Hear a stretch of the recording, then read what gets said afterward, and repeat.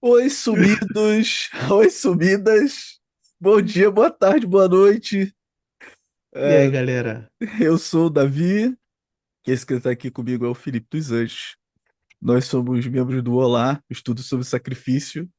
E depois de muito tempo, para Sim, celebrar a vitória do Vasco da Gama sobre o Botafogo, simplesmente pô, a gente tá aqui. Tem time jeito. Diniz. Pô, Diniz, meu herói. Como o Vasco ganhou, a gente decidiu fazer uma live. Mas Exato. Vitória Vascão. o ânimo voltou, a alegria voltou, o respeito voltou. Saudades eternas Eurico, né? Bom, mas a gente decidiu puxar uma conversa aqui com vocês, tentando dar uma contribuição para uma conversa que a gente tem visto ser feita há algum tempo na internet. E a gente acredita que a gente tem, não só na internet, né? Na internet não, na vida das igrejas, enfim, É, que a gente exato. acredita que pode dar uma pequena contribuição, né? E essa primeira live é uma primeira live de uma série, né? É uma espécie de introdução um pouco mais genérica, até Sim, informal, de apresentação aqui do problema e tudo mais. E em seguida a gente vai gravando outras lives aí, vamos fazer um pouco mais bonitinho e tal. Mas primeiro tem que começar, né? Então vamos começar exato. para a gente se comprometer a fazer outras gravações, os outros encontros. Mas esse problema ao qual nós nos referimos, eu, eu, eu, eu gosto de um exemplo bom que eu estava vendo um dia, como a gente começou mencionando futebol, que eu acho muito curioso ver entrevistas de jogador de futebol, né? E aí eu tava vendo eu não lembro mais qual time que era, que jogo que era. E aí eu acho que era pra escolher uma música, meio aquele negócio do Fantástico, o cara faz 3 gols, aí tem que escolher uma música, tal. E Sim. aí o jogador falou assim: "Não, eu não tô falando, não é música de religião, não é pra falar de religião. Eu Isso, é tô pra falar falando de de Deus. Jesus." Eu lembrei que a gente aprendia a evangelizar assim na igreja. Não, não, Exato. não tô falando. Eu lembrei até do exemplo na minha antiga igreja batista, a gente vai falar sobre isso, mas só para ilustrar também, que o pastor falava assim: olha, eu não estou falando, no final de toda pregação ele fazia o apelo, né? Aí no apelo ele falava assim: olha, eu não estou falando para você de religião, estou falando de Jesus. Você quer aceitar a Jesus? Levante sua mão e abaixe em seguida. Levante sua mão, abaixe em seguida. Aí, opa, alguém levantava a mão, Deus te abençoe, Deus te abençoe. Eu falo, não, não é sobre religião. Aí a pessoa ia lá na frente, olha, não é sobre religião, você não precisa estar aqui, é sobre Jesus e aceitar Jesus. Amém? Amém. Então você pode Exato. virar ali para trás, e aí atrás tinha uma Bíblia, os horários que tinham os cultos, os PGs, Aham. uma faixa dizendo: essa igreja ama você, para se você Aham. quiser se batizar, você pode participar da turma tal, tal, tal dia. Aí eu falei, caramba, que curioso, né? Não é religião. É É só igual um vídeo Jesus. que eu assisti esse dia, Davi. Alguém me mandou aí um vídeo, 30 gordinhos contra um Ah, um personal trainer, não perso- era? Um personal nutricionista, sei trainer, lá. exatamente. Aí teve uma das perguntas foi assim, a Bíblia fala que ser gordo é pecado, uma parada dessa. E aí esse cara ele fala assim, não, mas eu não tô falando da Bíblia, não é a questão aqui, eu não tô falando da religião, tô falando da Bíblia. Não, mas e se eu for de... Aí uma mulher pergunta, mas e se eu for de outra tradição? Se a Bíblia não foi importante para mim, quanto um texto de fé e prática e tal. Uhum. Não, não, mas isso não é sobre religião, é sobre a Bíblia. E sabe que a Bíblia, ela é reconhecida pela ciência, e ela é reconhecida historicamente. Não é sobre a minha religião que eu estou falando. Ou seja, é um problema que vai do jogador de futebol, passa pelo personal trainer que agride 30 gordinhos, gravado no YouTube, transmitido pelo YouTube. Uhum. O seu pastor já deve ter falado isso Não, na, eu na já sua falei isso. igreja em algum domingo. Algum, aí passa por algum cantor do mundo. Ou seja, parece que na nossa espiritualidade, mesmo essa espiritualidade culturalmente transmitida no Brasil, né? Uhum. Há algum conflito entre a, a própria espiritualidade e uma ideia, uma vaga ideia do que seria religião ou do porquê que a religião deveria ser diferenciada dessa espiritualidade. Mas E tem eu um acho que é mal-estar por causa, generalizado, né? exatamente, eu acho que é por causa desse mal-estar generalizado com a ideia de religião que a gente está começando essa conversa aqui com a galera que acompanha a gente. Uhum, Mais do que isso, com a galera que constrói junto com a gente esse espaço coletivo, que é um espaço que está articulado em torno do sacrifício, enquanto um ritual, e também enquanto um conjunto de teologias, uhum, e, portanto, é um espaço interessado em todos os debates que, de alguma maneira, estigmatizam a religião e estigmatizam aquilo que é histórica e classicamente identificado com a religião ou com uma certa ideia preconceituosa de religião. E eu acho que foi por isso que a gente começou a fazer essa conversa, porque a gente notou que, bom, o jogador que dá entrevista, o influencer de youtuber, o teólogo super respeitado por determinada tradição, o biblista, o pastor, sei lá, e são pastores desde uma tendência mais progressista a pastores do uhum. mainstream, digamos, neopentecostal e pentecostal, que Desde o meio que pastor vão da Church de Parede circulando. Preta, Exato, que é meio é. coach, até o pastor mais progressista, mais desconstruído e tal, Exato. Desde Thiago Brunet até, sei lá, Ricardo Gondim. pastor que Desde. usa eco bag e boné do MST, a pastor que usa tênis de R$ 5.000. Todo mundo, isso aí. Exato. Exato. Do cara que usa eco bag e o boné do MST ao que usa o tênis da Gucci de US$ 8.000, eles vão dizer: não, se trata de Jesus, é tudo sobre Jesus. E aqui não é nada sobre religião, nós não estamos convidando você para uma religião.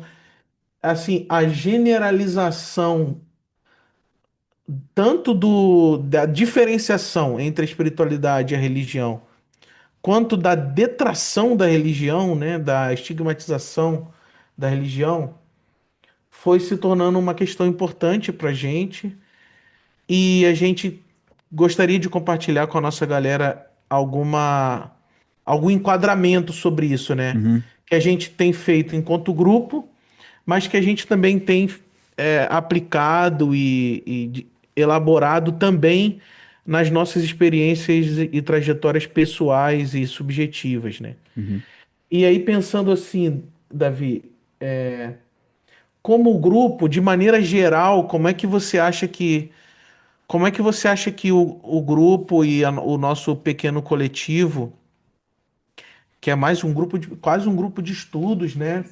Inclusive, deixar aí para a galera, se alguém tem interesse nessa conversa mais aprofundada, na continuação e na manutenção dessa conversa, vamos falar, vamos conversar, vamos construir junto. Mas assim, como grupo, como é que a gente tem enquadrado de maneira geral, né? A priori, a gente uhum, pode mergulhar nos detalhes dessa questão, mas como você acha que, como você acha que é possível um grupo se debruçar e focar nessa problemática? uhum. Eu acho que assim, a primeira coisa antes, um parênteses, é que o nosso objetivo hoje é só instigar, iniciar a conversa, né? Então, de maneira bastante genérica e até pessoal. E nos próximos encontros a gente vai cuidadosamente lidando um pouco melhor, apresentando mais com o problema, lidando com alguns autores, e, enfim. Mas eu acho que a primeira coisa que a gente pode fazer desse recorte para enquadrar, e esse é o objetivo, né? Enquadrar o problema. O primeiro elemento eu acho que a gente já abordou um pouco, que é a questão de ser um problema generalizado, mas um segundo ponto é que é um problema que não é novo. Da hora. Esse discurso e eu também já comecei a mencionar isso, de como que, na minha experiência, por exemplo, particular, na igreja, a gente aprendia isso do Jesus, sim, religião, não. Ok. Aham. Então, por exemplo, eu cresci, dos meus 2 aos 18 anos, eu fui de uma igreja neopentecostal. E neopentecostal mesmo, de cair no poder. Minha mãe era a diaconisa da toalhinha. Quando o pessoal caía, que fica com a barriga aparecendo, aí tem que vir a diaconisa para cobrir, entendeu? Sim, Então sim. era dessa igreja, igreja apostólica, igreja que o pessoal falava em línguas, e eu tinha a experiência neopentecostal mesmo. Só que era uma igreja que surgia, que surgiu de uma separação da Assembleia de Deus. E era uma igreja, então, de um contexto, de um ambiente muito legalista, em certos pontos, mas ainda assim, é, ela era, em outros pontos, ela era um pouco mais à frente, um pouco mais progressista. Então, o pastor não pregava de terno. O pessoal podia fazer tatuagem, usar brinco e usar piercing. Ok, Não pode ouvir aham, música do mundo.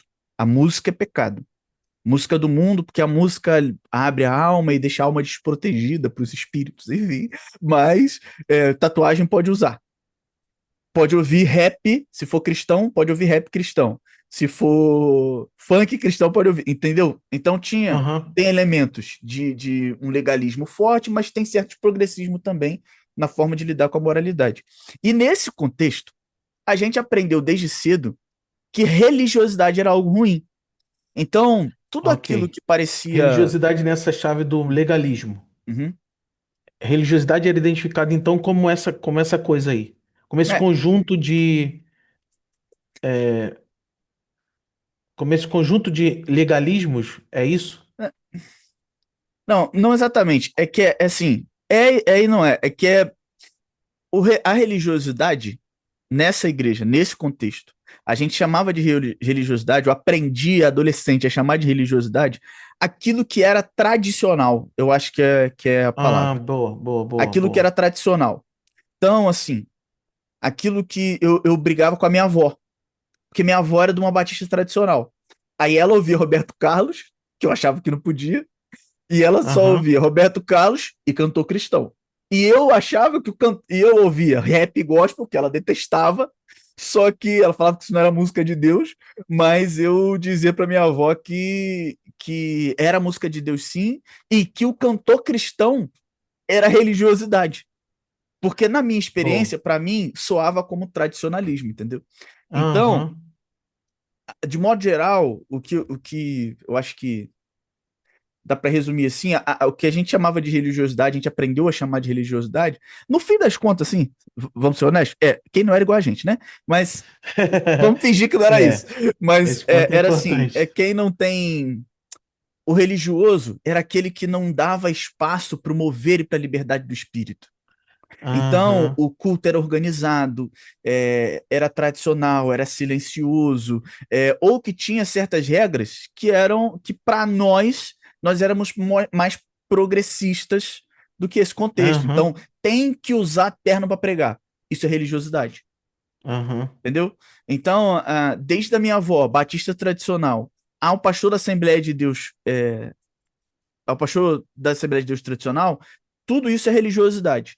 Religiosidade é isso que não dá espaço para essa liberdade do espírito, para os movimentos, para as mudanças e para os rompantes, enfim. É um pouco disso assim que eu encontrei e aprendi a chamar de religiosidade. E também ritualismo. E tem aí tá. um pouco desse, não só o apreço por uma liturgia pensada, porque assim, no contexto onde eu cresci, a gente decidia as músicas do culto 5 minutos antes do culto. E no meio do culto mudava. Então, o pessoal que Aham, tinha uma liturgia pensada, leitura do texto bíblico e tudo mais, isso era ritualismo. Especialmente, e aí é uma marca do nosso protestantismo evangélico, de modo geral, mas o protestantismo evangélico em especial, esse anticatolicismo, esse iconoclastismo, essa iconoclastia, perdão, meio traduzida nessas linguagens, né? Então, tudo que soa católico é ritualismo. Então, ok. no contexto pentecostal, eu já aprendi que religiosidade é pecado, que religiosidade é ruim, é não ter amor por Deus, é vazia de afeto, é não dar espaço para o espírito. Só que com o tempo eu comecei a ouvir uns pastores aí, né? O Caio Fábio, o Ed René e outros pastores que foram muito importantes na minha trajetória.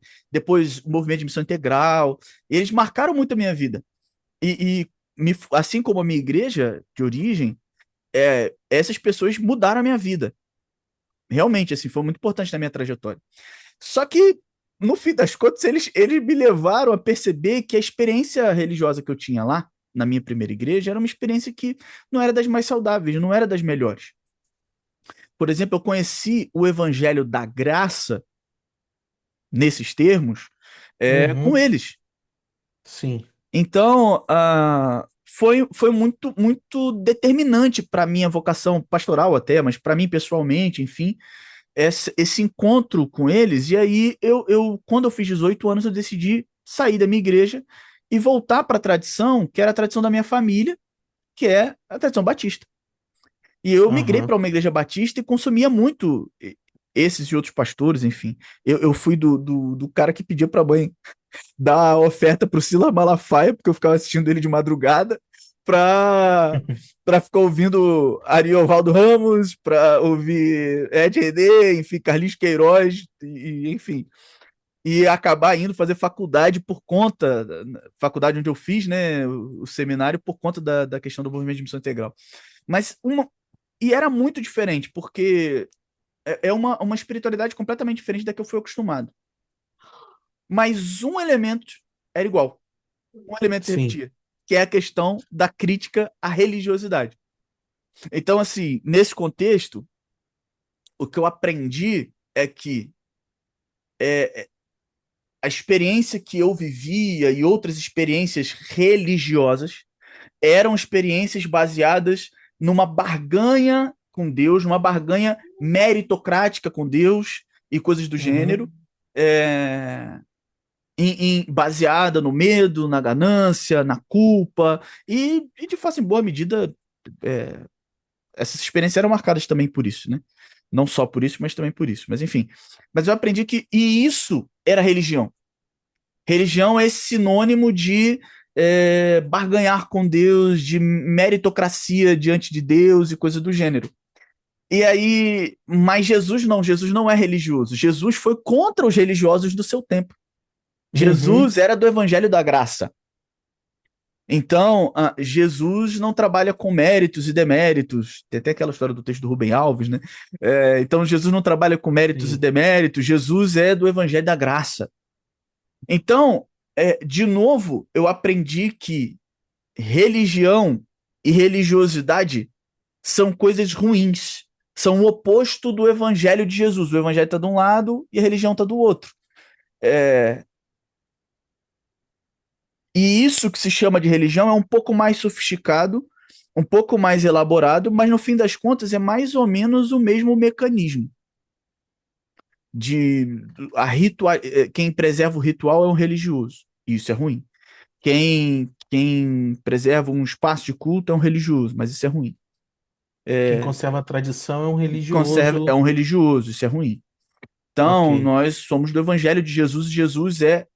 Então, na minha igreja eu aprendi que Jesus era como a gente. Aí, nesse outro contexto, eu aprendi que Jesus era como esses irmãos também, né? Aham. E depois, enfim, para resumir a história, muita água passa por debaixo dessa ponte, né? Mas só para resumir a história, a gente chega no eu cheguei no seminário e eu fiz o seminário da Flan, né? Que é foi o seminário que foi dirigido durante muitos anos pelo Ari, hoje é uma outra realidade. Quando eu cheguei já era uma outra realidade. Quando eu comecei a estudar, hoje já faz mais de 10 anos desde da primeira vez que eu pisei Uhum. lá na Flan. Então já é outro universo, assim. Mas quando a gente chega no seminário, a gente encontra outros autores que vão em linhas parecidas. Por exemplo, o Tim Keller, que é um pastor presbiteriano, conservador, falando do. A gente aprendeu na aula de discipulado, se eu não me engano, de vida cristã. Aí ele falando Sim. da religião, da irreligião e o evangelho. E Então, o a evangelho. religião é o legalismo, a religião é o mérito, a irreligião é a completa É o desrisco. comunismo. É, A religião é o comunismo, é o por aí. ateísmo, né? A religião, assim, é o desprezo por Deus, é viver como Isso. se nada valesse a pena e tal. E aí o evangelho era a terceira via. O evangelho é a graça. O evangelho é a liberdade. Não é nem o legalismo, nem a libertinagem. É a Uhum. liberdade, a graça e tudo O Tim mais. Keller Outros tinha uma autores. coisa com o filho pródigo, né? Que ele Sim, ele aplicava essa tipologia ao texto do filho pródigo, e um dos filhos seria a pura libertinagem, Uhum, o outro filho seria o puro legalismo, uhum. e aí E o Deus é pai o é o evangelho. evangelho, É, e o pai é o isso. evangelho. É, Tá. então, na Isso verdade, funciona o Tim Kelly bastante, né, aplica isso, Davi? o Tim Kelly aplica isso a qualquer texto também, né? Vamos É, né, combinar. cara? É, não é só o Isso filho pródigo, funciona não. bastante, né? É, então, As pessoas. é didático, é simples, é fácil, É. pô, é muito. Quando você faz essa construção, e a gente vê essa. Só um parênteses, né? A gente vê esse tipo de construção de o extremo A, o extremo B e Eu. o eu. É. Então, assim, né, eu nem ia falar, mas é isso, né? Ó, eles lá são assim, eu sou o caminho, a verdade e a vida. É tipo isso, entendeu? Então, Aqui. mas funciona, funciona. Funciona, É, é.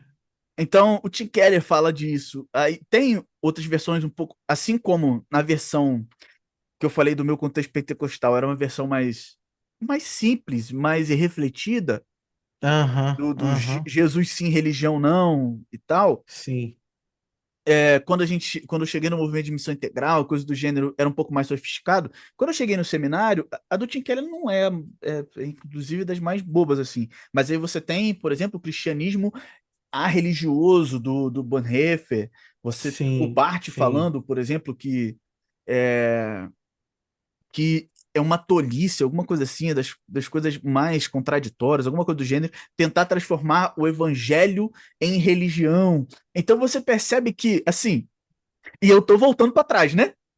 Eu comecei sim. falando de quando eu era novo, então isso é anos 2000. Mas a gente tá falando de autores aí, quando menciona esses É, autores, que são do século passado. Então você percebe que, exatamente. assim, tem uma crise generalizada eu mencionei duas coisas, né? Quando eu comecei a falar a beça aqui, que isso está em qualquer espaço, em qualquer ambiente, e que isso não é novo. Esse Sim, problema com a religião e a tentativa de descolar Jesus da religião e colocar Jesus como alguém que combate a religião, coisa do gênero, isso não é novo. E não é sim. novo mesmo. Isso é anterior ao nosso nascimento. É, Exato, exato, é. E talvez não seja novo nem se a gente colocar a história do cristianismo no Brasil. Você lembrou um ponto importante, né, do anticatolicismo estrutural. uhum. Que é do É, movimento evangélico, é uma radicalização. Só um parênteses, desculpe te interromper. sim, não, não, É não, uma tudo bem. radicalização, de alguma maneira, do impulso da reforma radical, né, do movimento anabatista e Aham, tudo aham, mais, mas que é ainda mais radicalizado, ou pelo menos é preservado no movimento evangélico, no exterior, e quando ele chega no Brasil, em que você tem um problema com o catolicismo, uma religião católica dominante no país, que tem algum impedimento para você ser evangélico, um impedimento de você sim, ter um sim, templo, e que é aham, um catolicismo muito místico também, e que o evangélico não gosta muito, em teoria, em tese. Então, é natural que esse processo de radicalização de anticatolicismo aconteça no Brasil, e inclusive eu suspeito, eu daria um dinheiro firme para ter a experiência de levar alguns irmãos que são, por exemplo, batistas tradicionais, presbiterianos tradicionais, ou alguns desses evangélicos em igrejas da mesma tradição deles nos Estados Unidos e na Europa e ver como que eles ficariam aham, horrorizados com o templo, com aham, a roupa que o pastor usa, enfim. Mas isso é só um parênteses. Desculpa aí. total. Não, é importante a gente lembrar dessa história conflituosa entre campo evangélico ou campo protestante e a hegemonia, né, toda a construção cultural em torno do catolicismo no Brasil. E aí eu acho que tem duas coisas importantes no seu comentário da gente destacar, que é o religioso é o outro, Uhum, é sempre o outro, qualquer que seja ele. Nesse sentido, a religião é uma categoria de marcação de diferença e uma categoria de identificação e formação de grupo, mas tem uma outra coisa. A religião também, nesse contexto nosso, acaba funcionando como uma espécie de categoria de combate, Não é só Hum, de uhum, identificação do meu grupo enquanto um grupo de espiritualidade, de fé, o grupo do Espírito Santo, o grupo do Evangelho, contra o grupo do ritualismo, contra o grupo do tradicionalismo, contra o grupo da, sabe assim, não é só isso.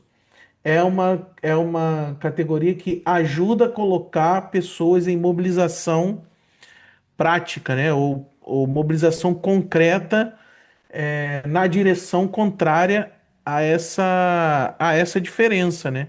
Que eu acho que é um pouco o caso de como que o protestantismo se organizou no Brasil, pelo menos segundo as sociologias mais clássicas desse movimento no Brasil, é um movimento que está intencional, programática e conscientemente se organizando uhum, contra catolicismo, né? uhum, Isso vai da arquitetura ao estudo bíblico, uhum. isso vai Da doutrina às da práticas mais exatamente das banais, doutrinas mais complexas às práticas mais cotidianas. Eu pelo não, menos eu em não tese, né? tenho hábito religioso, assim, no sentido hábito agora da vestimenta. Eu não tenho, eu não posso vincular a minha arte, né, litúrgica a nenhum objeto, a nenhuma memória, a nenhuma cor, a nenhum traço que me remeta ao meu parentesco com o cristianismo católico, na verdade, né? Uhum, Porque há um parentesco, ou seja, é uma categoria de marcação de diferença, de formação de grupo e de combate. E é uma categoria de gestão é uma categoria de gestão do cotidiano da experiência protestante, né? uhum, E aí eu acho que eu tenho uma trajetória que me coloca muito dentro desse conflito, porque a minha mãe era uma mulher pentecostal da Assembleia de Deus e minha avó uma católica fervorosa da Legião de Maria. hum. Então, assim, o Eu não sabia dessa história conflito da sua avó, não. o conflito protestantismo barra catolicismo era um pouco o conflito mãe-vó. Hum, E minha avó não era uma católica nominal, né, como se sabe, como se conhece hoje em dia. Minha avó era uma católica muito engajada de fazer novena, de fazer reuniões da Legião de Maria na casa dela, uhum, de ter as imagens, de ter uma reverência absurda ao Papa, de ter estátuas do Papa dentro da nossa casa, dentro da casa dela. E como é que essa categoria estava operando ali dentro? Minha avó era religiosa. Minha avó era a idólatra, em certo sentido, tá? uhum. Mais do que ser religiosa, né? Eu acho que Minha essa é a avó era palavra relevante, idólatra. né? O catolicismo é idolatria. Minha No avó é Brasil é isso. idólatra. Exato. Minha avó é idólatra. E nós seguimos a verdade. Nós não somos, nós não estamos escravizados. O Lutero tem um texto muito interessante, né? Nós não estamos mais escravizados à idolatria, mas nós somos escravos da graça. Apenas, não mais dos ditames, dos rótulos, dos mecanismos, não somos mais escravos desses mecanismos da religião. Então, assim, então tome cuidado. Aí agora eu Uhum, quero chamar uma atenção para outra coisa. uhum, A religião como uma espécie de organizador psíquico, no sentido esse tome cuidado, primeiro ele é aplicado contra o catolicismo. Depois, esse tome cuidado no Brasil, ele é aplicado de dentro do cristianismo contra as religiões, agora, né, contra as religiões uhum. de matriz africana, especialmente, né, que devido Sim. à nossa história, isso é muito importante também. Ou seja, o que eu quero destacar aqui, a gente vai mergulhar nisso depois, mas o que Sim, eu sim. quero destacar aqui é essa função de repressão psico-espiritual. Você vai usando a ideia de religião como uma forma de identificar um outro como um perigo, Uhum. ou de um outro como uma impureza, ou de um outro como um perigo. E eu acho que isso também é muito brasileiro, né? E Sim. nesse procedimento que eu estou dizendo todo, você vai detratando a ideia de religião, você vai transformando esse ser religioso e esse fazer religião em algo moralmente ruim, intelectualmente retrógrado ou eticamente precário. Ou seja, tem uma forte disputa moral e tem uma forte disputa identitária aqui. Uhum. Dizer religião parece, ou você identificar o outro como religião é marcar uma vergonha, é marcar uma falha, um desvio, uma inferioridade. Uhum. E isso é tão grave que muitos dos que fazem religião na prática insistem em dizer que o que eles estão fazendo não é religião, mas é, Uhum. na verdade, a superação da religião. Numa lógica bem secularizante, né? Uhum. Numa racionalidade secularizante, a religião aqui está tão marcada com o signo do negativo, o signo do moralmente ruim, do desqualificado.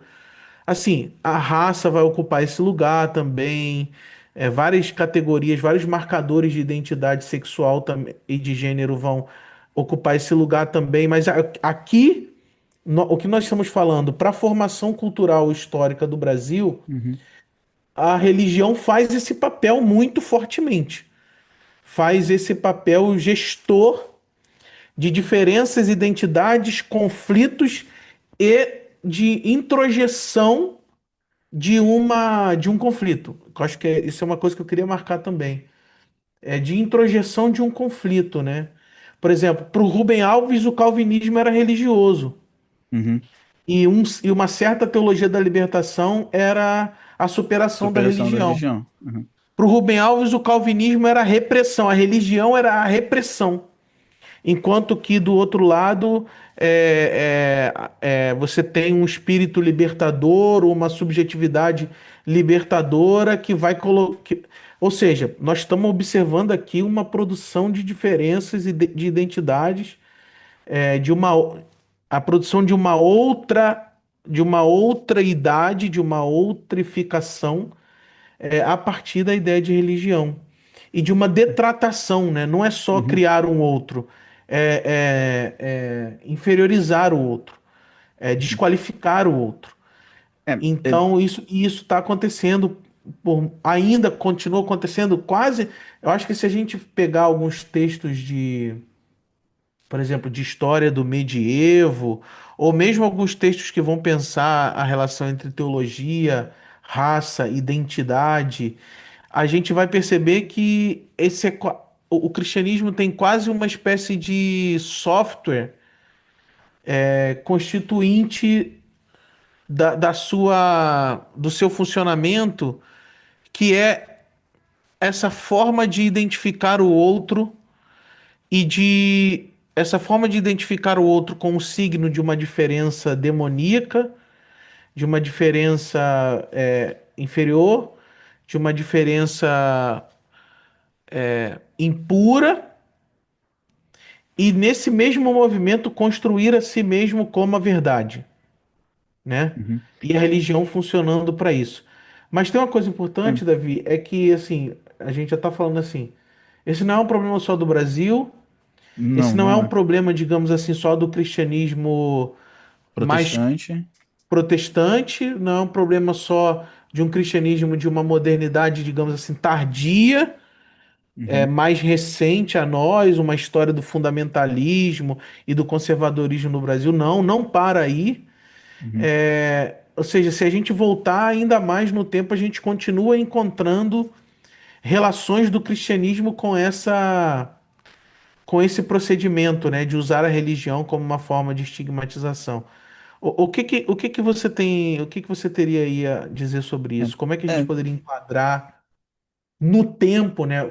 Para onde a gente olharia se a gente voltasse um pouco mais no tempo para marcar esse problema. Eu tô tentando organizar algumas coisas na cabeça, porque a primeira coisa eu queria só reforçar um movimento que você fez aí, que você mencionou, que primeiro, até na live que você fez comigo lá na igreja, na nossa igreja, na minha igreja aqui, eu fiz algumas lives e duas foram com você, a gente conversou sobre isso, estava me lembrando de como que é um Sim, processo de primeiro você usa o conceito de religião como marcador social da diferença, né? sim. Você Aham. constrói um outro, mas depois o caminho natural é de demonizar o outro. E Sim, isso, de alguma maneira, começa num ambiente interno. Você até mencionou o Rubem Alves e o calvinismo. O Rubem Alves era professor de um seminário presbiteriano. Então, é ok. tipo assim, ele Aham. começa com uma crise interna. Só que em algum momento, essa crise interna, ela é transferida Ok. para uma Projetada. para a relação com outras religiões, porque esse discurso vai para a esfera pública.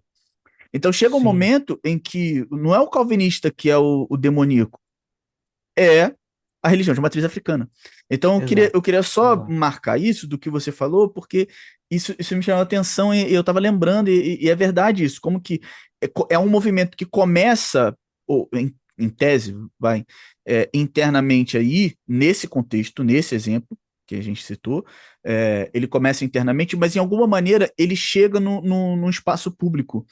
E é esse um dos problemas. Eu até tô indo para um outro canto aqui, mas só para mencionar, porque isso é um dos problemas esse tipo de discurso, que enquanto ele está no ambiente cristão interno, ele até que parece justo.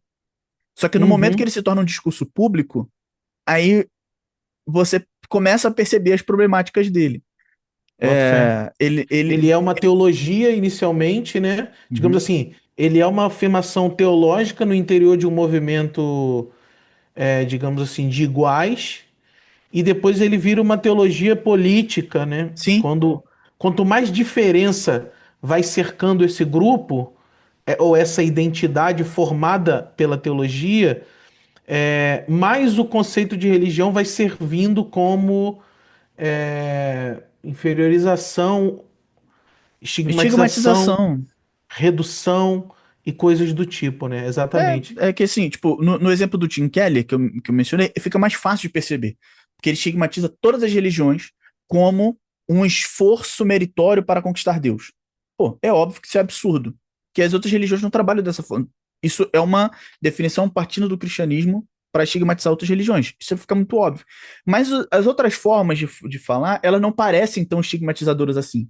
É só quando você coloca um pastor com esse discurso na frente de um rabino, por exemplo, para conversar, que você começa a perceber os problemas dessa natureza. Tem outros, mas esse tipo de problema. Mas, enfim, mas Esse vou ponto do voltar. rabino, esse ponto do Hum, rabino é interessante, porque há quem diga que esse tipo de operação é tão estrutural do cristianismo que a primeira tradição que sofreu com esse procedimento foi o próprio o judaísmo, judaísmo. né? O antijudaísmo e o O antissemitismo é processo marca de histórica do cristianismo. diferenciação. Exato, é. O Marca histórica do processo de cristianismo. diferenciação do ou de criação do cristianismo enquanto uma identidade religiosa, digamos, entre aspas, né, própria, dependeu da transformação do judaísmo nessa coisa aí, vai. Conservadora, ritualista, Uhum, sacrificial, blá blá uhum, blá. uhum, Sabe assim? Então, provavelmente a gente esteja falando de uma longa duração que vai encontrar as origens do cristianismo enquanto religião, uhum, digamos assim, sabe? sim. Ou seja, o cristianismo se configura enquanto campo social, campo político, campo teológico próprio, olhando para o judeu e dizendo: vocês Você matou o mataram Senhor. Jesus, Você matou o Senhor. exato, vocês mataram Jesus, vocês são ritualistas, vocês circuncidam, sabe assim? Uhum, Toda essa disputa, né? Que é uma disputa. Tem um termo filosófico que eu acho que assim me ajuda muito a entender o cristianismo, que é a ideia de imunidade. De você, tipo, digamos assim, construir um corpo seguro, saudável e protegido a partir da existência desse outro que significaria a doença, a impureza, o perigo. A Mary Douglas explica um pouco a constituição antropológica, né, das religiões nessa lógica da pureza e do perigo. Para eu fazer um corpo político considerado puro, eu estabeleço um corpo político considerado perigoso, impuro, contagioso. É, e aí, enfim, talvez se a gente partir dessa categoria antropológica barra histórica e começar a observar a relação do cristianismo com muitas outras tradições, a gente chegue a uma espécie de. Você chamou de impulso alguns minutos atrás, né? A gente poderia desenvolver isso, um impulso ou uma disposição, uma atitude Uhum, teológico-política do cristianismo com relação à sua própria identidade e absolutamente com relação ao próprio outro, né? Sendo a sim. religião uma espécie de dispositivo, uma categoria, uma ideia, uma noção útil para fazer a gestão, essa gestão entre o eu e o outro. Uhum, sim. Eu acho sim, é importante porque e aí a figura de Jesus e projetar os meus valores, as minhas sensibilidades, a minha percepção em Jesus é um mecanismo próprio do contexto cristão para aí a gente lê Jesus como se Jesus fosse cristão, como se a disputa de Jesus com outros judeus não fosse uma disputa interna do judaísmo. Então a gente fala, olha, Aham, ou a gente coloca Jesus como um homem antirritual, Jesus como um homem antirreligioso, aham, porque a gente, perfeito. então, enfim, os diferentes grupos projetam na figura de Jesus os seus próprios valores e sensibilidades para, a partir da figura de Jesus, fazer aquele mesmo mecanismo que a gente falou no início de, olha, eles são assim, eu sou assim, eu sou Jesus. Exato, Entende? Então, mas, exato. enfim. Tipo, Paulo é legalista, Paulo é É, a gente judaizante, pode usar, a Paulo, gente pode inclusive colocar o Paulo de um lado, o judaísmo do outro e Jesus no meio. Tem gente que faz isso, né? exato, Não, Paulo não serve, Paulo é exato. cristão. Paulo é cristão, os outros são judeus, Jesus é igual a mim, Jesus é evangelho, É, só. é. Enfim, Boto fé. é só. Paulo é o fundador da religião cristianismo. Uhum, O judaísmo é aquilo que matou Jesus. É tipo assim, o judaísmo é o filho, o Paulo é o filho mais novo, o judaísmo é o filho mais velho, eu sou a verdade em amor. uhum, Tipo sim. assim, É, Deus está do meu lado. é que essas disputas, por exemplo, o que vai se discutir, que Lutero projeta a disputa dele em Paulo. Então, o judaísmo é a religião por obras, por mérito por obras, e Sim, aí sim, o Paulo sim, é a religião da graça. Mas depois isso acontece de outras formas na projeção de Jesus, de que o Jesus morreu por conta da ritualidade, ou que Jesus, os judeus eram rituais e Jesus não era. Enfim, de qualquer forma, sempre acaba projetando no texto ou no Novo Testamento, especialmente na figura de Jesus, o eu, e o outro nos adversários de Jesus. Mas enfim, a gente uhum. pode, eu acho que a gente em algum momento a gente vai ter que falar sobre a Bíblia, a gente vai ler o Antigo Testamento e particularmente Jesus e o Novo Testamento. Eu acho que a gente consegue Sim, trabalhar esse elemento em particular de forma mais clara, porque no contexto da Bíblia é esse o ponto, né? A religião ok. da Bíblia Uhum. é o judaísmo. Então a gente vai ter que lidar com esse problema diretamente. Exato, Tem muitas aspas aí, né? A exato. religião da Bíblia é o judaísmo, mas enfim. Sim. Ah, Ou a Bíblia, os textos que conhecemos são construções no interior desse espaço desse ritual espaço, e desse espaço teológico que foi estigmatizado pelo cristianismo como esse outro que se deve apagar e blá blá blá. Uhum. Inclusive, e foi mesmo, de fato, apagado, né? Porque, assim, sabemos nós aqui e os nossos camaradas e as nossas amigas que nos ouvem que há uma tentativa muito bem sucedida de recuperar a situação judaico-semítica de Jesus de Nazaré. Ótimo. Mas isso tem o quê? 40, 50, 60 Sim, anos, sim. né? Até há 100 anos atrás, a hermenêutica do Novo Testamento, a teologia do Novo Testamento, e mesmo as pesquisas culturais do Novo Testamento continuavam lidando com Jesus como se ele fosse uma espécie de garoto moderno secularizante contra a opressão da religião judaica. Uhum, Aqui talvez a gente tenha chegado num ponto interessante, né? Porque na longa duração dessa história que a gente uhum, tá tentando pegar aqui, teve um momento em que as pessoas acharam que era possível superar a religião, né?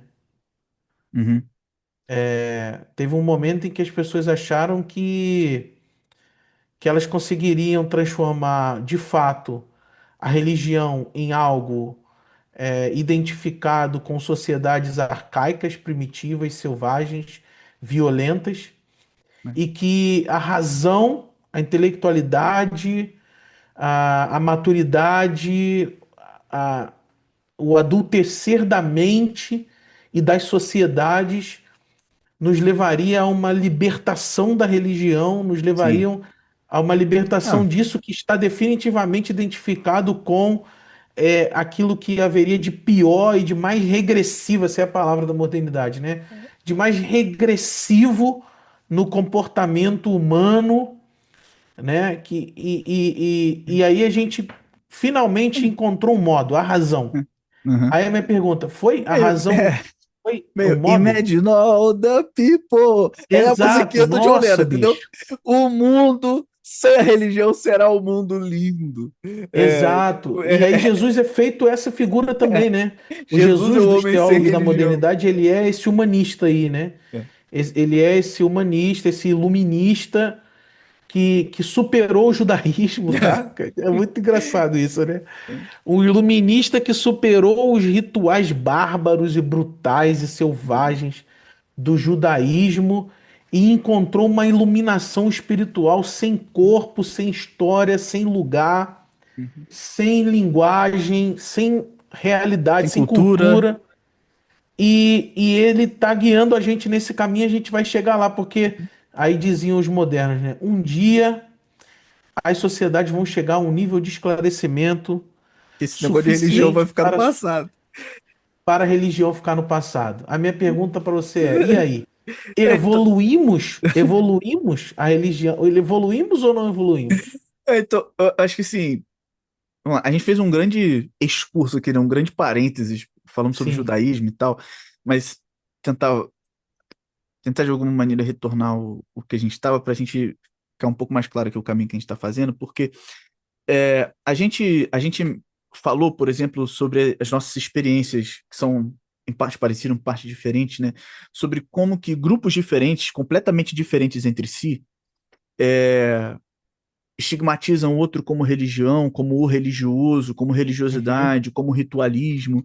E, no fim das contas, o mecanismo é um pressuposto generalizado de que, apesar de cada um chamar religião de uma coisa diferente, todos pressupõem que religião é algo ruim, religiosidade é algo ruim, ritualidade é algo ruim, e que isso é algo de povos retrógrados, sim, antigos, antiquados.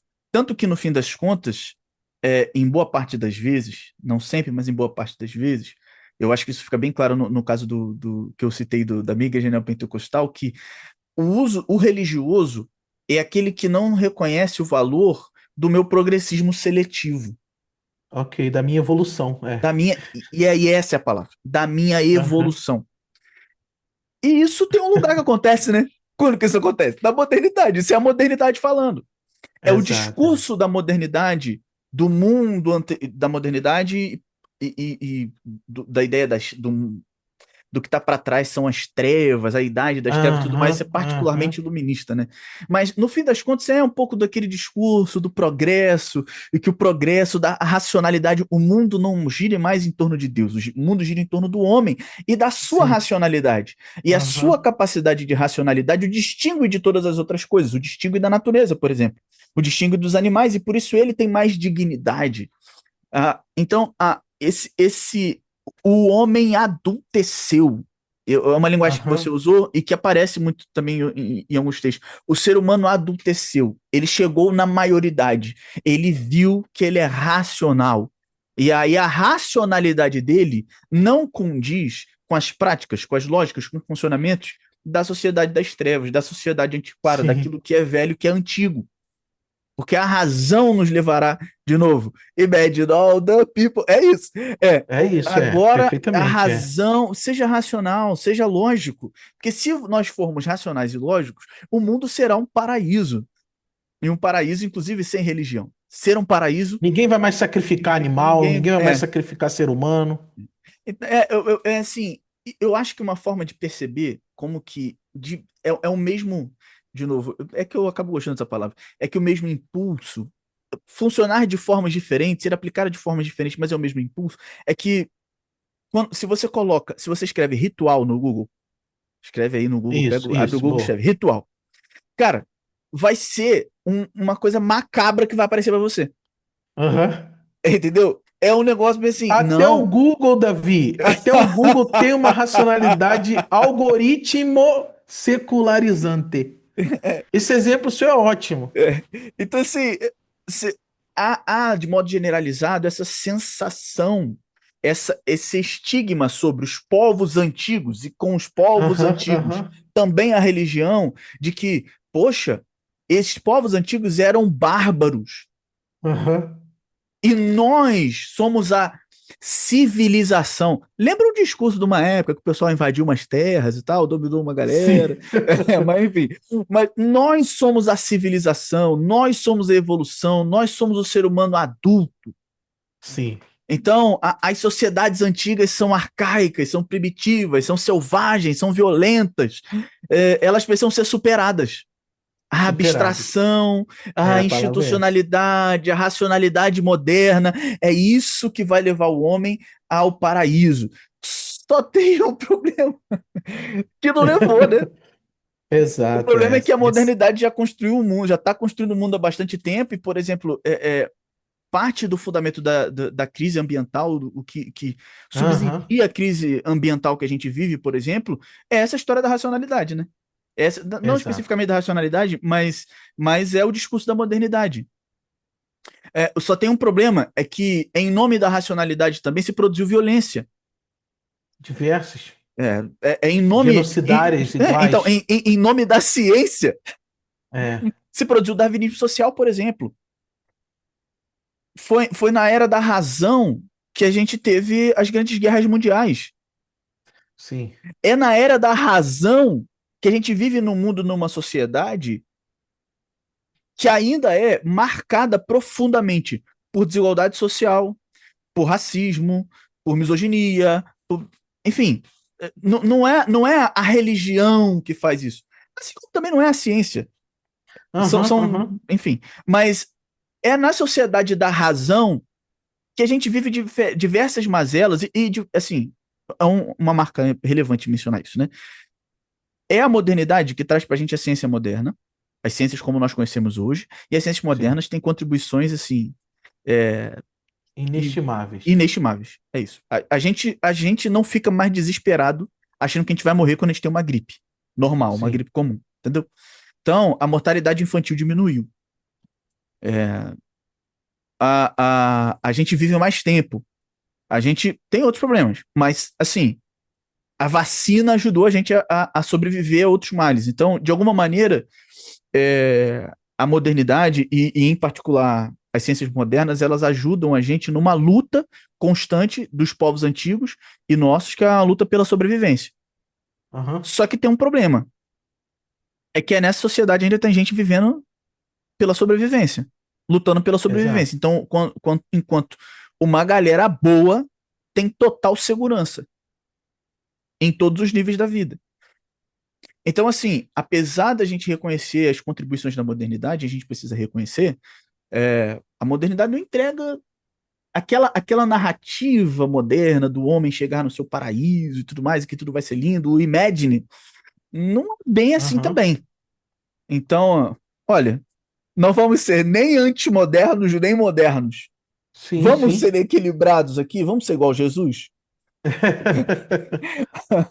Mas assim, mas é importante mencionar isso, que esse olhar desconfiado para a religião e para a ritualidade, ele vem desse contexto da modernidade, desse preconceito com aquilo que é antigo e com aquilo que é religioso em particular, com aquilo que é ritual em particular, e ele extrapola o círculo da sociologia, da filosofia e tudo mais, e ele chega no ambiente é, religioso e particularmente cristão, protestante, evangélico e tudo mais, mas isso, e no fim das contas, e aqui é uma suposição, é que o que está acontecendo é os diferentes grupos estão tentando sobreviver nesse contexto de modernidade. A modernidade fez perguntas boas Aham. demais que põem a religião cristã em maus lençóis e tá todo mundo, cara, a gente precisa dar um jeito de sobreviver aqui.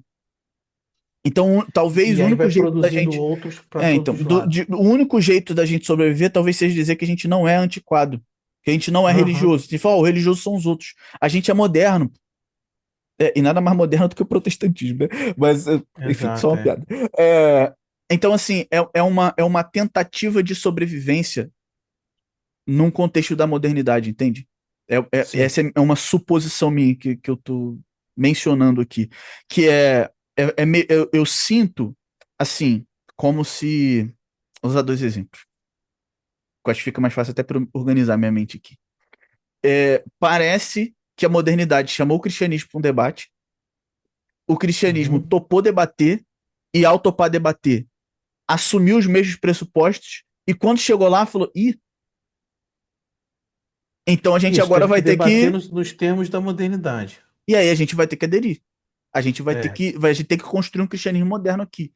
Em defesa do. Para que o cristianismo continue, a gente vai ter que dar um jeito de sobreviver nessa loucura aqui.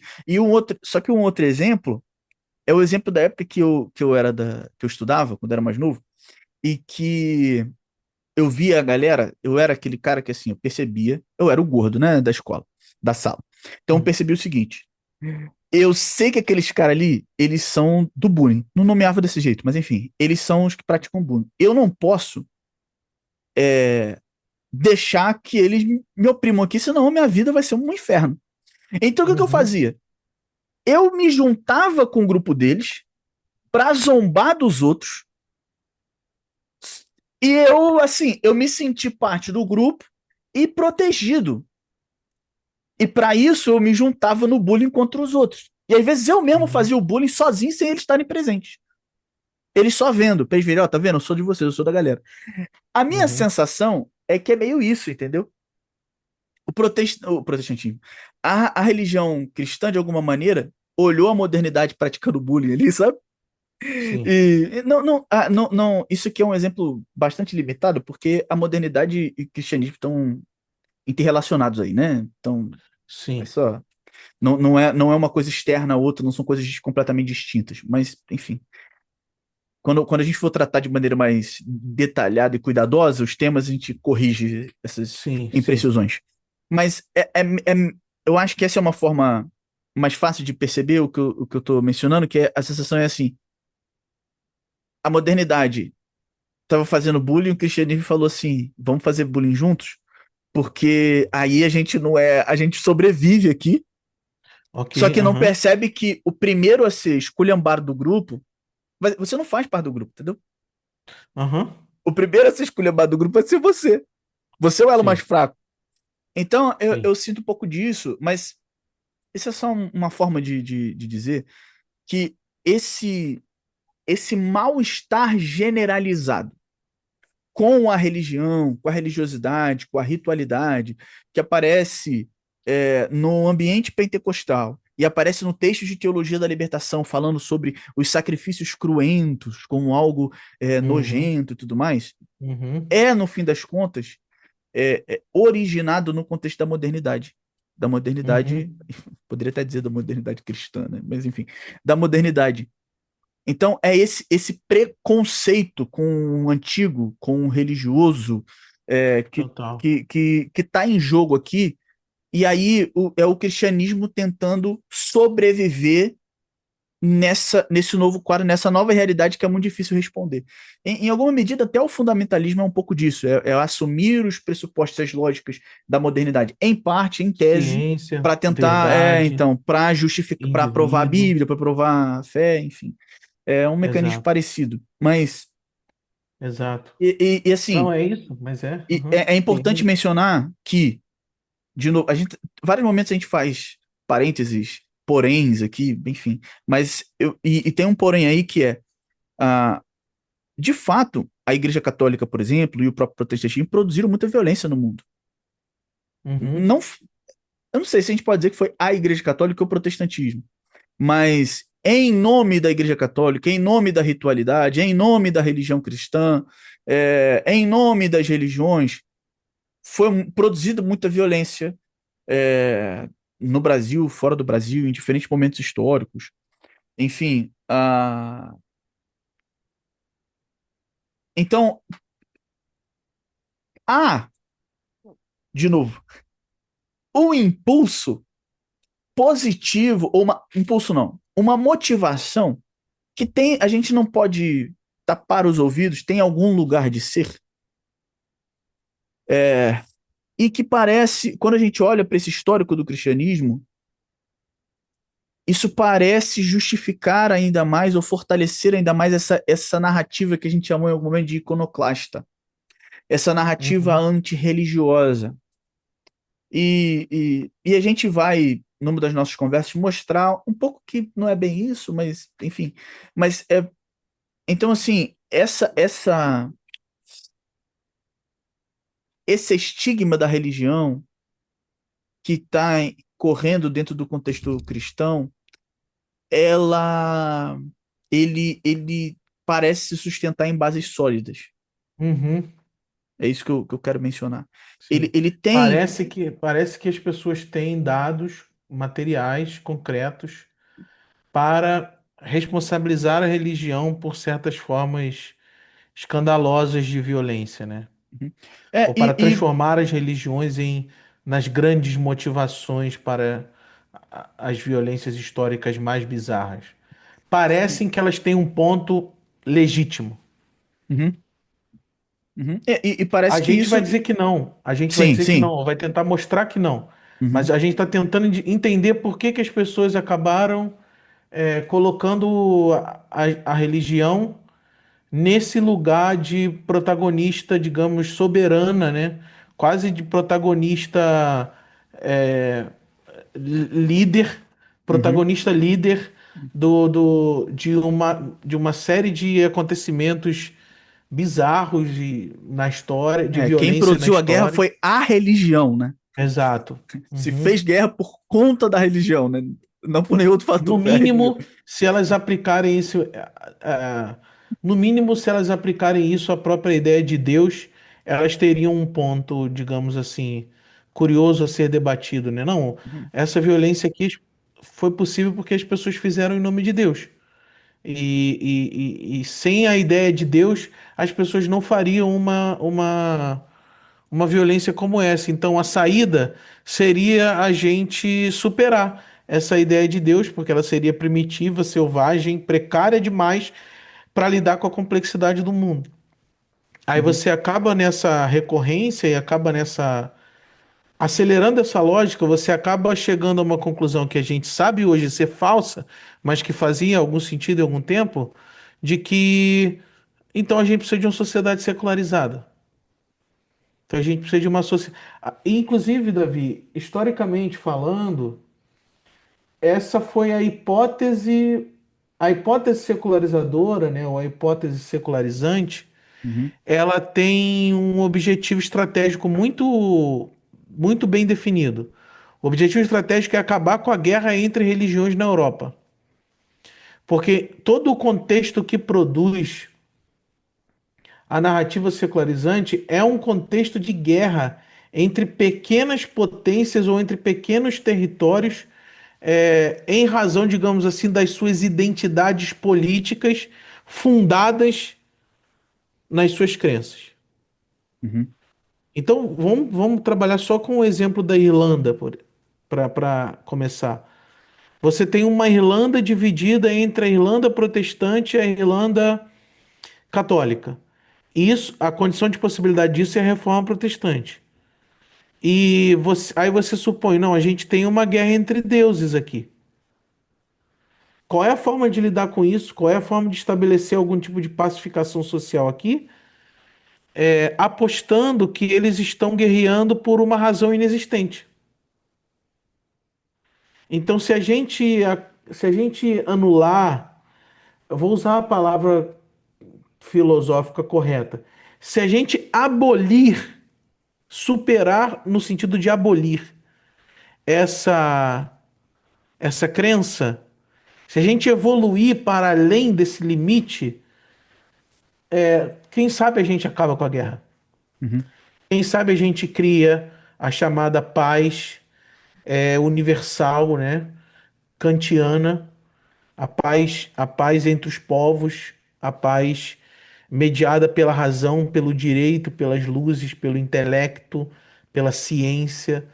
Então, o que você está falando, assim, o que você está falando foi foi uma das hipóteses que deu origem à estratégia da secularização na França, na Alemanha, na Inglaterra, cada uma à sua forma.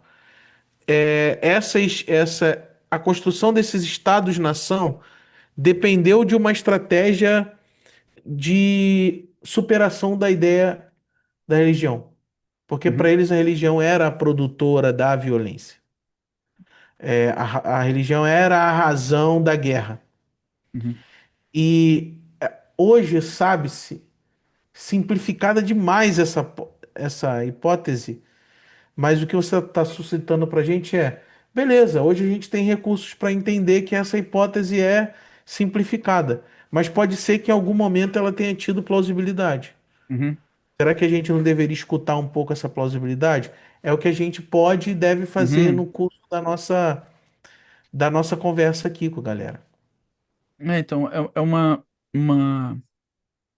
E isso parece, essa plausibilidade, ela ainda perdura, porque parece que isso de alguma maneira também está relacionado porque em nome da religião continua tendo problemas, então uma bancada evangélica, sei lá, eu lembro da Flor de Lis, sei lá, tem Aham, diferentes elementos em nome da religiosidade, particularmente da religiosidade cristã, da religiosidade evangélica, é, há acontecimentos que produzem um certo descrédito da religião, da religiosidade na nossa sociedade, que é uma sociedade ainda marcada por certos discursos da modernidade.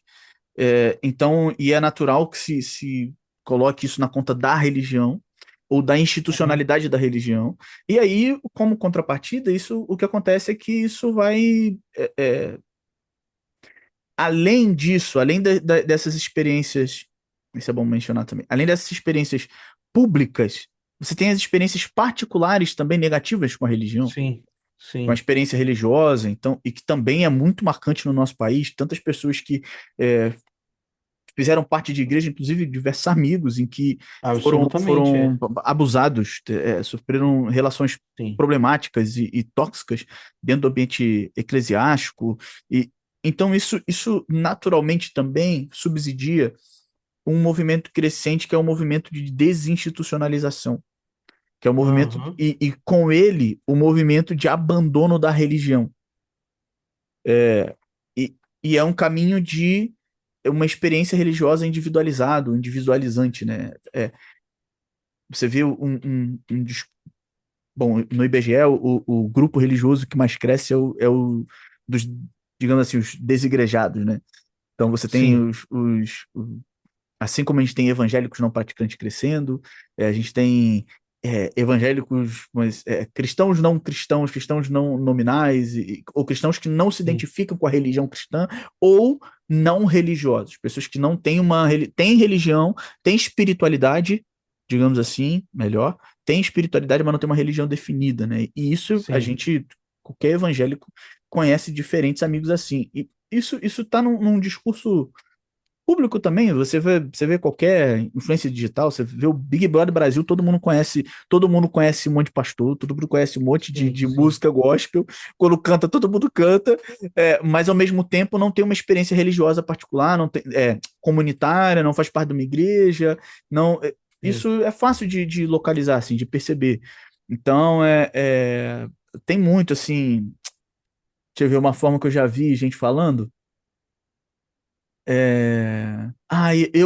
eu sou. Deus é muito meu amigo, eu falo muito com Deus, sabe? E Aham, assim, aham. você tem uma experiência direta e individualizada com Deus, mas sem essa experiência comunitária. Então, Sim. de novo, tanto esse discurso quanto essas experiências públicas atuais, que aí fazem coro a esse discurso da religião ser o problema. E as suas próprias experiências pessoais, e que de fato muitos ambientes eclesiásticos no nosso país são muito problemáticos, Sim. são muito adoecedores. Não tem. Eu vi uma vez uma pessoa falar no Twitter um negócio que é verdade, né? Não tem uma pessoa que é crente que quando vai para terapia não fale sobre experiência.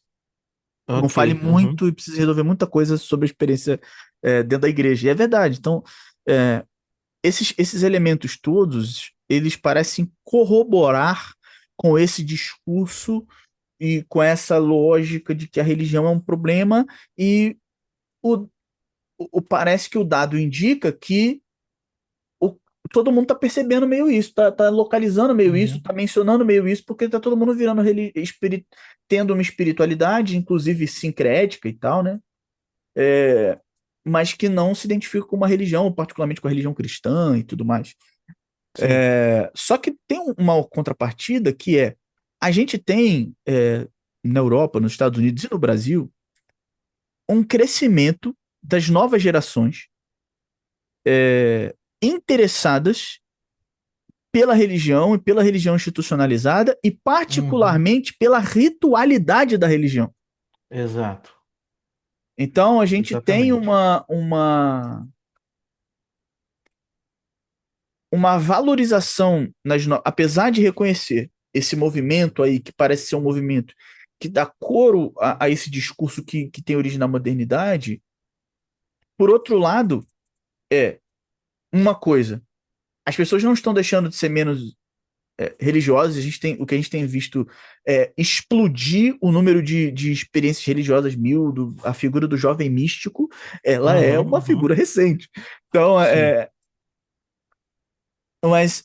mas, também a gente tem no contexto, no próprio contexto cristão, um crescente interesse e uma crescente renovação e resgate do interesse de novas gerações pela experiência ritualizada do cristianismo, pela experiência litúrgica, Total. pela estética religiosa, pela experiência religiosa.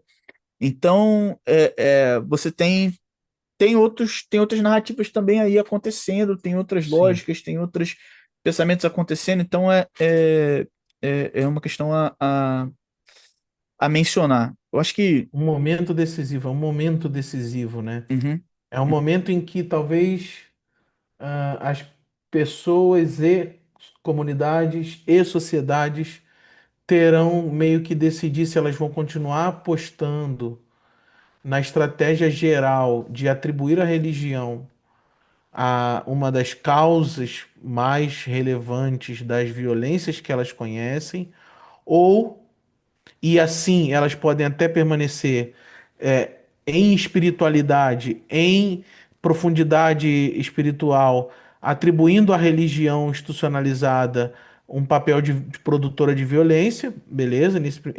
Esse é o primeiro cenário.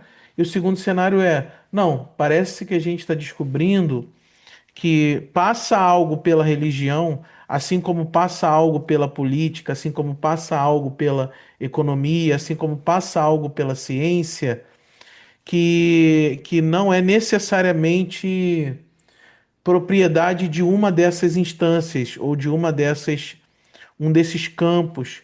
E aí é possível então eu experimentar mesmo a religião, mesmo a forma ritual, mesmo a coletividade, digamos assim, institucionalizada da religião, e isso não ser uma experiência de produção de violência, isso ser, pelo contrário, uma uhum, experiência de produção de mais saúde, porque tem esse discurso, né?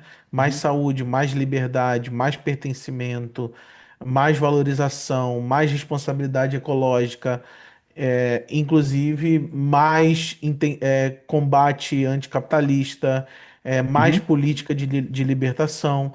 Eu acho que é um momento em que eu acho que as pessoas, Davi, estão amealhando recursos para atribuir melhor, ou atribuir causas mais justas e mais precisas aos problemas que elas querem identificar. Eu Sim. acho que elas estão tendo recurso, elas estão se informando, elas estão percebendo, elas estão intuindo, elas estão conversando, elas estão escutando, a ponto de nuançar melhor as causas, os fatores, as motivações daquilo que elas rejeitam enquanto violência, especialmente enquanto violência, né? Eu acho E que. elas estão aprendendo Hum, formas alternativas de relacionar essas duas instâncias, religião e violência. uhum, Elas estão aprendendo que elas não precisam necessariamente atribuir apenas à religião ou apenas aos discursos religiosos o protagonismo de certos males, de certas tragédias e coisas do tipo, né? não só a experiência religiosa, mas eu acho que, de alguma maneira, parte da narrativa de que a racionalidade nos levaria ao paraíso caiu, e a pessoa está percebendo isso, e a gente vê isso. Eu mencionei o coro que é a sensação dos problemas que a religião tem, e da religião cristã em particular tem, fazem coro a essa ideia da necessidade da superação da religião. Tem um outro lado que faz coro à superação da religião, faz coro a esse resgate das ancestralidades e com elas a religiosidade também, que é a percepção de que esse discurso da modernidade ele não entregou o que ele queria. E é o que a gente tem Uhum, visto, por exemplo, quando o Siddhartha Ribeiro chama o Ailton Krenak para conversar, uhum. entendeu? É um pouco Ou o Marcelo Geisler, que é um cientista brasileiro, cria Uhum, um programa chamado Papo Astral, e ele está chamando sabedorias astrológicas, budismos, islamismos, cristianismos, judaísmos, para conversar sobre modos de superar, digamos assim, a crise de conhecimento e a crise de materialização das formas de vida uhum. na atualidade. É isso, é Então, reflexo desse desejo, né? uhum. Desse desejo por um futuro que nos seja mais ancestral do que moderno, em certo sentido. Sim, então, eu acho que é isso que eu queria mencionar. A gente está terminando, né? Sim. Mas só eu gostaria de mencionar isso porque parece que de alguma maneira também tem um outro coro aí sendo feito que a gente não tá, que parece que esses irmãos desse contexto em que negligenciam a religiosidade não estão ouvindo, que é esse coro de que, cara, a modernidade não entregou tudo que ela prometeu, ela entregou muito, mas ela não entregou tudo que ela prometeu. A gente precisa Uhum. das experiências ancestrais. A gente precisa do resgate da forma que os povos originários se relacionam com o cosmos, por exemplo. É o que você mencionou isso, a questão da ecologia, de experiências ou motivações libertadoras, enfim, há uma sabedoria ancestral, há uma necessidade, um valor nas tradições religiosas, porque a tradição é a sabedoria ancestral de uma comunidade. Quando a gente nega a Uhum. tradição, a gente nega a nossa pertença a uma comunidade. E por isso que a gente acaba caindo nesse individualismo da experiência religiosa, entendeu? Há um valor de resgatar as ancestralidades porque a gente precisa reaprender com eles, enfim, uma forma Uhum. mais holística de enxergar a realidade. Enfim, a gente também há um coro, um discurso, uma narrativa tentando não retornar a tempos ancestrais necessariamente, mas de alguma maneira aprender com a sabedoria ancestral, entre elas com a Uhum. sabedoria religiosa, que não existia esse conceito de religião, né? Esse é um conceito moderno, mas Uhum. enfim, a, a, a, com a sabedoria religiosa, como que a gente vive no presente melhor. Porque a gente está destruindo o Exato. mundo, a gente está num momento um momento decisivo em que o mundo está sendo destruído e a gente com ele. Então a Exato. gente precisa reaprender a ouvir as vozes antigas. Então também há um Sim. movimento, e aí eu acho que o que você falou tem que ver o que a gente vai apostar. Uhum. São apostas de discursos diferentes. Mas, mano, eu Exato. ia te pedir um favor, enquanto eu vou projetar uma imagem aqui, que a gente vai terminar com essa imagem, para finalizar a nossa conversa com as perguntas que vão guiar os nossos próximos encontros. Da hora. Mas Da hora. eu Muito ia te pedir uma importante. coisa, enquanto eu tento projetar aqui, que é se você conseguisse fazer, isso nem estava programado para eu te perguntar, mas que eu ia perguntar. Se você conseguisse fazer um resumo daquilo que a gente conversou hoje, Aham, destacando o que você acha que é mais relevante, enfim, se pode ser mais rápido, ou pode ser mais específico sobre algum ponto, ou se você quiser sim. mencionar alguma coisa que a gente mencionou que precisava um ponto a mais, ou fazer um resumo geral, se você tivesse que, assim, fazer, a gente fosse fazer um vídeo curto agora pro YouTube a partir da nossa conversa, Sim. que pontos fundamentais você destacaria?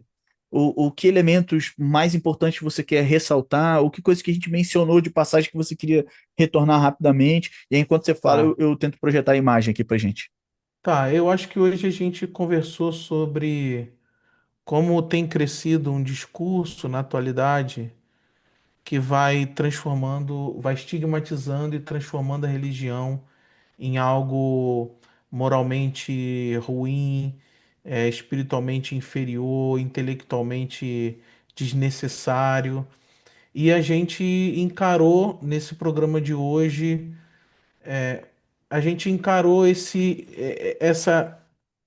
mal-estar do nosso tempo, que é um mal-estar que se concentra em torno do conceito da religião, e a gente fez isso tanto a partir de experiências nossas, pessoais, de como isso foi sendo construído na nossa espiritualidade, na maneira como a gente pertenceu a comunidades onde essas ideias circulavam, onde esses discursos circulavam.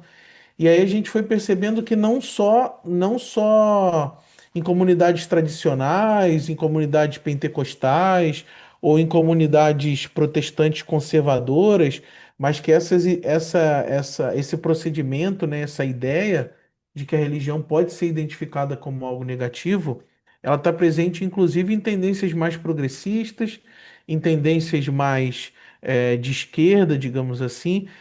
Possivelmente porque trata-se de uma das operações fundamentais do modo como o cristianismo se organizou no Brasil, a partir de um conflito entre protestantes e católicos, mas também a partir da maneira como o próprio cristianismo foi se organizando na modernidade, como uma religião que depende dessa ideia de como um campo simbólico, político e social que depende dessa ideia de religião como um marcador de diferença, como uma organização de identidade, como a produção de um outro e como a mobilização de um combate contínuo que vai inferiorizando esse outro, que vai transformando esse outro no signo da morte, no signo da impureza, no signo do perigo, no signo daquilo que deve ser evitado, banido,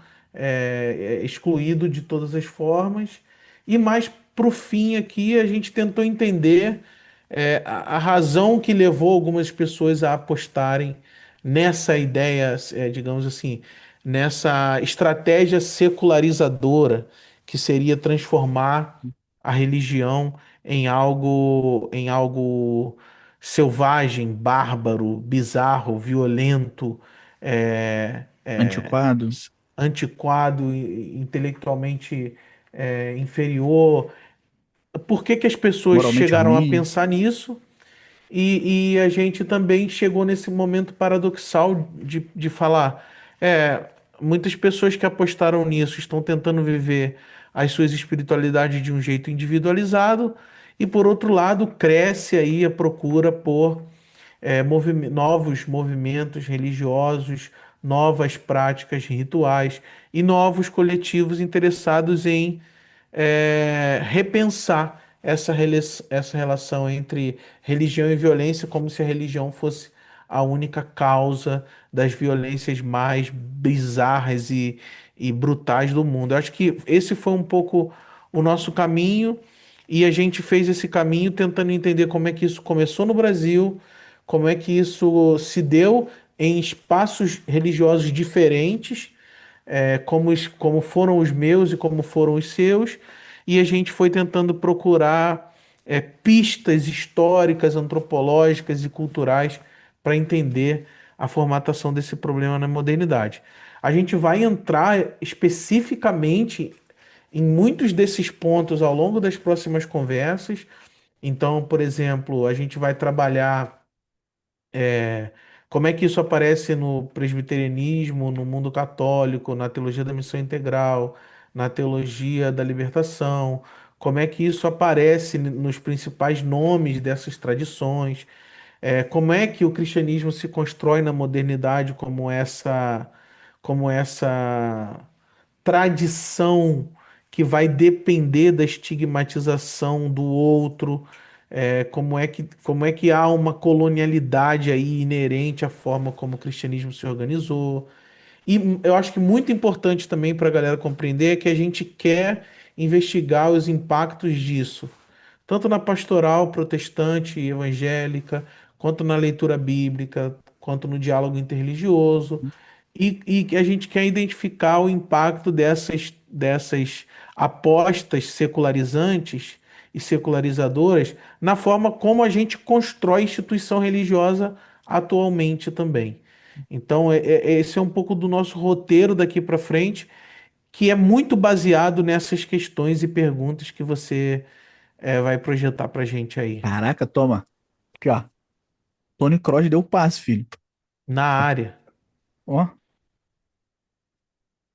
Você quer ler ou eu leio? Eu acho Então, que. eu acho que eu queria falar pouquinho daquela imagem, Davi. Por que que eu Hum, pus essa imagem aí? Bom, essa é uma imagem muito, digamos assim, difundida, né? E muito uhum, presente no nosso imaginário sobre o que que significaria arqueologia. Mas eu acho que, entre muitas coisas, essa imagem fala sobre a presença de uma de um dado e de um acontecimento, a atualidade de um acontecimento ancestral. uhum. Acho que foi por isso que eu escolhi essa imagem, É, porque dos que fez esse slide. o negativo de cada uma dessas mãos significa que nós estamos, quando a gente fala de religião, de espiritualidade, significa que a gente fala de algo que deixou a sua marca na materialidade do mundo, deixou Hum, os seus sinais na materialidade do mundo, mas deixou esses sinais e vem deixando esses sinais há muito tempo. há Ou muito tempo seja, nós não mesmo. estamos falando apenas de uma presença imediata, de uma presença física ou de uma presença institucional, mas nós estamos falando também de uma presença espectral, uma presença de um fantasma. A gente está falando de uma presença de um acontecimento, de uma diferença, de uma realidade que atravessa muitas temporalidades e muitos espaços e muitas formas de crer. Então, é uma tentativa de ver o corpo dessas mãos aí, entendeu? Pensar em religião é uma forma de tentar enxergar esses corpos que estão aí sem estar aí. Uhum, Essas materialidades que estão aí sem estar aí. Essas presenças que estão aí sem estar aí. Sem estarem aí. É tentar um pouco ler no negativo da imagem a realidade da imagem. Porque uhum, essa também é uma questão, né? Foi uma experiência que produziu esse registro. Então a gente não lê só registro. De alguma maneira a gente tenta ler a força, a intensidade, o calor, os corpos que produziram esses registros. E religião é um experimento arqueológico, genealógico, histórico, antropológico e de longa duração por excelência. Essa foto, por exemplo, ela tem 70 mil anos. Na verdade, essa foto não. A produção dessa arte tem 70 mil anos, uhum.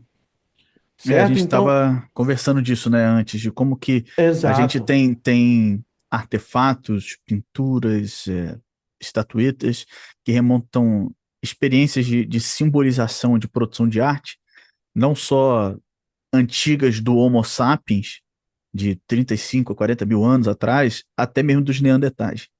Então você exato, tem exatamente. você tem uma produção de símbolo e de arte marcada na nossa ancestralidade, que é para além das institucionalidades contemporâneas e tudo mais. Então, Exatamente. enfim. E é um vestígio, é uma memória, né, que a gente poderia dizer, uma memória que ela tem um lastro intensivo, ela tem um lastro que não é meramente representativo.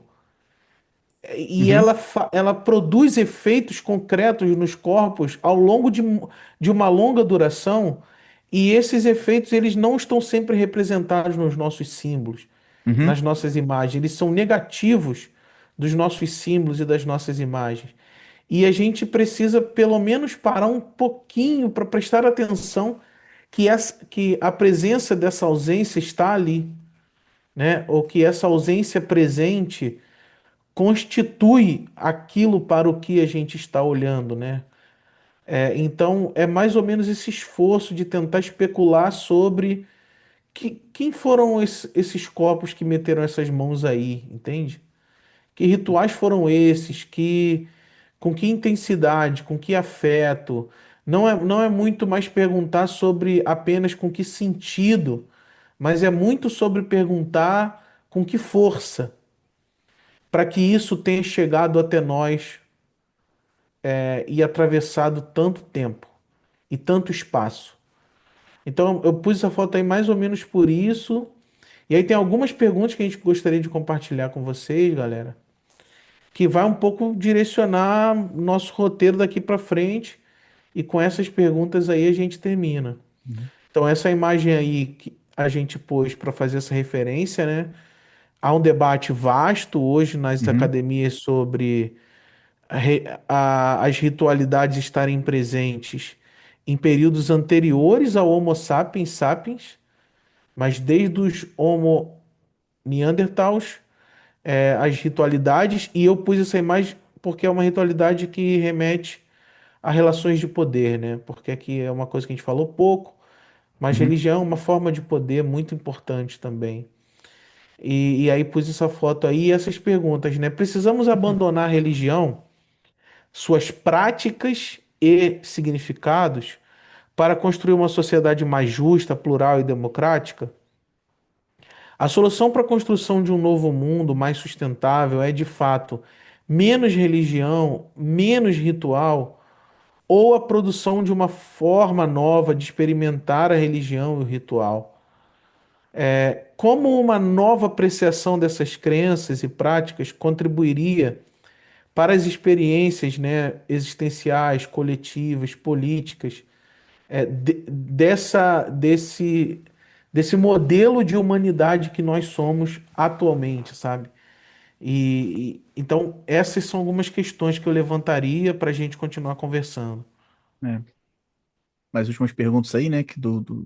Do roteiro que nos ajudou a conversar um pouco daqui, que a gente construiu coletivamente, não só nós dois, né? Mas os outros membros também do Olá ajudaram a contribuir nessa, tanto no texto que a gente se embasou para conversar aqui, quanto nas perguntas. Mas para que serve a religião e, mais particularmente, o ritual, afinal de contas? De onde ele Aham, vem e aham, para onde ele pode nos levar? Como as tradições bíblicas judaicas lidaram com isso? sim, Como isso se aplica às tradições de Jesus? Quais práticas rituais podemos encontrar nas tradições de Jesus? sim, Como sim. olhar para o passado nos ajuda a lidar com os desafios do presente? E essa é uma pergunta geral, mas tem um outro elemento que a gente nem mencionou aqui, né? É que nas perguntas e que a gente conversou também depois de a gente produzir esse texto, que é as implicações disso na prática, por exemplo, da vida comunitária, da vida eclesiástica, Uhum, uhum, de quais as implicações do discurso ou a importância do resgate da religiosidade, e que é um passo por um resgate do corpo, da corporeidade, mas enfim, mas um resgate da ritualidade, da religiosidade é, na experiência pastoral, na experiência da vida comunitária, enfim, é com essas perguntas que a gente está terminando aqui que a gente quer conduzir a nossa conversa e para onde a gente quer caminhar a nossa conversa. Fica a sim, sim, promessa da gente gravar os outros encontros e a gente voltar a conversar sobre isso. É, Acreditando, eu não sei se os outros membros vão ter disponibilidade para gravar, eu espero que sim. Mas senão, pelo menos a gente É, continua aqui. com certeza. Enfim, eu espero que você, meu irmão, minha irmã, que nos ouviu aqui, tenha sido de alguma maneira provocado, instigada, edificada. Bem pastor que isso aqui, né? Bem crente. Mas, Sim. e que Deus abençoe você, sua vida, sua casa dos anjos. Obrigado pelo tempo. Eu que É, agradeço, mano. Achei muito da hora, foi muito bom a gente cobrir o nosso roteiro introdutório, assim, de explorar questões. Também tem uma expectativa grande que a gente consiga oferecer para as pessoas é, é, tipos de ferramentas, né? Ferramentas, uhum, digamos assim, analíticas e práticas para elas modificarem a relação delas com tudo isso que a gente acaba conversando ao mesmo tempo, né? uhum, Mas eu fiquei animado, curti, acho que foi um bom tempo, a gente conseguiu colocar o desafio, né? E uhum. aí a galera vem junto com a gente, vamos construir, manda comentário, escreve, É se pá, a verdade, gente assim, deixa. reações, interações, se alguém É, tiver alguma questão para levantar, alguma sugestão a fazer, segue a gente lá no Instagram, põe perguntas por lá. é verdade. E é isso, a gente está há um tempo já conversando sobre essas coisas e é bom compartilhar com vocês a forma como a gente está tentando perspectivar e ao mesmo tempo propor alternativas aos impactos dessas práticas e concepções na nossa vida cotidiana, porque tem muitas práticas, muitos impactos dessas ideias na nossa vida. Mesmo que a gente não seja consciente, Sim, sim. essas marcas que foram deixadas no tempo, mesmo que a gente não tenha consciência, ou especialmente porque a gente não tem consciência delas, elas continuam fazendo efeito no nosso corpo, sem sombra de dúvidas. É importante E esse se a gente. efeito no corpo, né? Para além da abstração. Exato. E se a gente cria uma espécie de aparato conceitual que reprime esses efeitos ou que trata esses efeitos como algo que deveria ser expulso do nosso corpo, Uhum, a gente entra numa relação de conflito com a nossa própria existência. uhum, E a gente passa a se estranhar. Por que que eu estou negando algo que me é tão constitutivo? Por que que eu estou reprimindo uma espécie de desejo cósmico ou de desejo cósmico e de desejo ancestral que me é tão importante? Por que que eu estou tratando isso como se como se essa fosse uma presença que eu deveria chamar de outra, né? uhum, Como se eu estivesse lidando com um mal. Então, acho que a religião, ela tem essa força de fazer algo em nós que a gente não sabe necessariamente o que, e que se a gente recalca ou reprime em razão desse desconhecimento fundamental, né, a gente começa a se estranhar. uhum, Então, por exemplo, do mesmo jeito que a gente acha que a violência, a religião é causa de violência, a gente começa a se achar cúmplice da violência que ela causa, quando a gente não sabe muito bem o lugar que ela ocupa na nossa vida. Ou então a gente começa a se achar violentado por ela e apenas violentado por ela, uhum, como se ela não tivesse produzido outras coisas significativas na nossa vida além da violência. Então são formas de lidar com o passado que acabam nos ajudando a abrir caminhos, né, no nosso próprio corpo, na nossa própria vida. Porque afinal de contas, de alguma maneira, a gente é parente de quem botou a mão naquela rocha ali, né, que a gente mostrou a foto. uhum. E esse parentesco aí com a antiguidade que, que é tão importante para a gente pensar a respeito, né? Então, vamos fazer isso junto e é isso. Acho que foi um bom encontro para a gente começar a explorar essa história. Eu vou terminar de um jeito bem religioso, bem ritual. Adoro. O Senhor te abençoe e te guarde. O Senhor faça resplandecer o seu rosto sobre ti e te conceda graça. O Senhor volte para ti o seu rosto e te dê a paz. Amém. Amém.